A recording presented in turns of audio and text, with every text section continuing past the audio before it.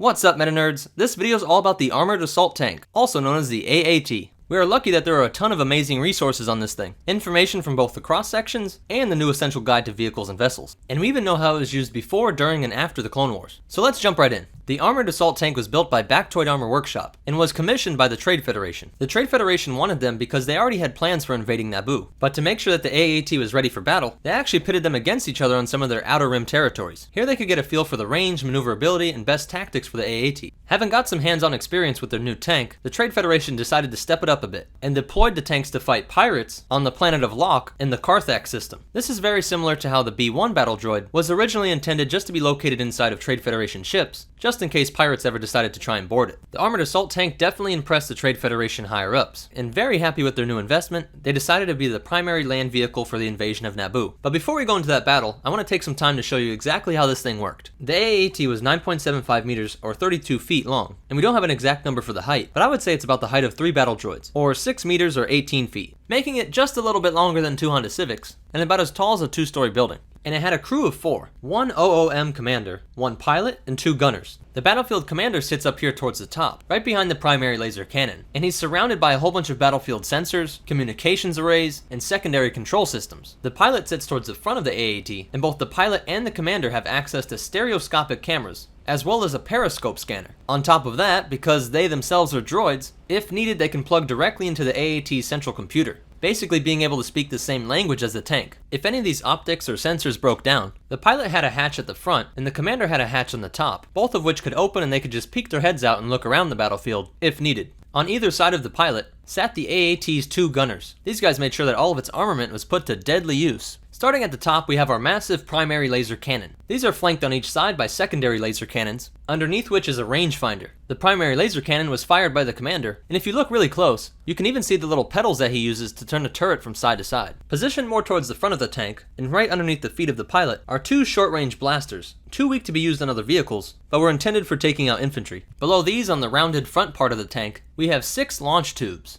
Now this is perhaps the most interesting part of the Armored Assault Tank, because the shells that were fired through these tubes were customizable, and they had a wide range of ammunition types to choose from. This example shows bunker buster high explosive shells, which were used for burrowing through thick defenses or taking out buildings, armor-piercing shells intended for other vehicles, and a high-energy shell, which was mostly intended for anti-personnel or taking out lighter vehicles. And just to make it even more awesome, they had something called an energy cocooning chamber. This meant that with each one of the shells that was fired through these tubes, they all got cocooned or wrapped up in high-energy plasma. This plasma was able to reduce friction, which resulted in a higher velocity and deeper penetration power. And another clever design feature was how these things were reloaded. They had a maximum payload of 57 shells, and as you can see, they were all stored in the bottom rounded part of the tank. These shells could not be reloaded by the crew on board, and instead, the tank had to make its way back to a landing ship or a battleship. There, they were extremely efficient, and the whole bottom part of the tank would come out, and a new section would be attached that was already fully reloaded. And the final weapon that this thing had was a lot simpler, but still pretty awesome. The front of this rounded part was covered in even thicker plate armor. This helped to protect it from other vehicles, but also made it so the AAT could hit ramming speed and could just plow right into things. It's said that during the Battle of Naboo, because they didn't receive a lot of resistance in the city of Theed, most of the damage done in that city was just because the AAT was bumping into a whole bunch of things trying to make it through those narrow streets. But it also had a really cool feature that it had handrails along the side of the AAT. This allowed for up to 6 B-1 droids to hang on to the side while it rode into battle. A similar feature was worked into the snail tank design, like we saw during the Battle of Kashyyyk. But I still haven't explained exactly how this thing hovers. Like many flying and hovering vehicles in the galaxy, the Armored Assault Tank used a series of repulsor discs. Here you can see the cutaway showing the forward repulsor disc, but these repulsors required an immense amount of power. And to do this, the AAT had on board a 4-chambered multi-reactor power plant. This reactor, along with the communication arrays, were all located at the back of the tank. That way it would be unlikely for these things to be hit when the AAT was on offense. And although this generated a massive amount of energy for both the repulsor lift and the additional repulsor coils,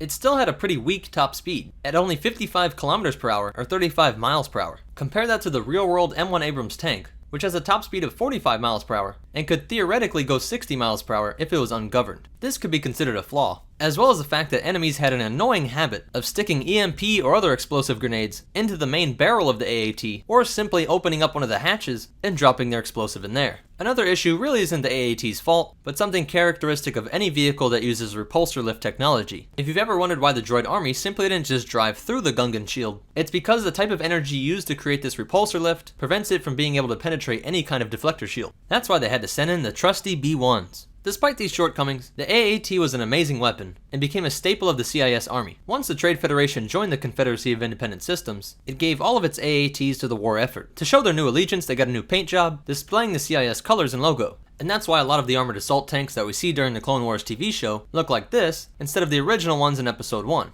They were used all throughout the Clone Wars, where they were imposing both on the battlefield and when patrolling CIS captured cities. And what's really cool is that we even have some records of them popping up after the Clone Wars. During a process called imperialization, the newly formed Galactic Empire went around and took control of all the formerly held CIS companies. This included the Trade Federation, and thus all those sweet armored assault tanks were now under the ownership of Emperor Palpatine. That meant that sometimes the AAT was actually crewed by stormtroopers, and some people think that it might have been present on the Battle of Tatooine. And the last time we hear about them is being used from a formal Imperial slave Wookiee named Quagga, and some were even used during gladiatorial games hosted by Jabba the Hutt. That's all for the armored assault tank's history. But before you go, I want to talk about some cool facts and some behind the scenes stuff. The original vision that George Lucas had for this thing looked more like an assault helicopter, a vehicle that was low flying and carried a massive gun. But every time they worked on the design, they realized that it was looking more and more like a tank. And they also wanted to keep the CIS theme of having vehicles that kind of look like animals, as the side cannons were supposed to look a little bit like claws, and the main gun kind of resembling a horn. And although I think this is one of the coolest designs in all of Star Wars, it's said that the front part was actually based off of a shovel.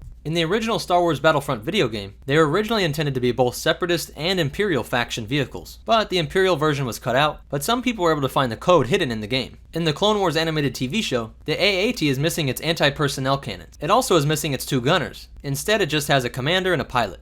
Well, that's it for the armored assault tank. If you liked it, go ahead and hit that like button so YouTube knows this is a video for Star Wars fans like you. Be sure to comment down below if I missed any interesting facts, or if you have a suggestion for future videos. And make sure you check out our description so that you can find out how you can learn even more about Star Wars while helping Meta Nerd's lore grow. But more important than all that, remember, keep your hatch door locked and the Force will be with you, always.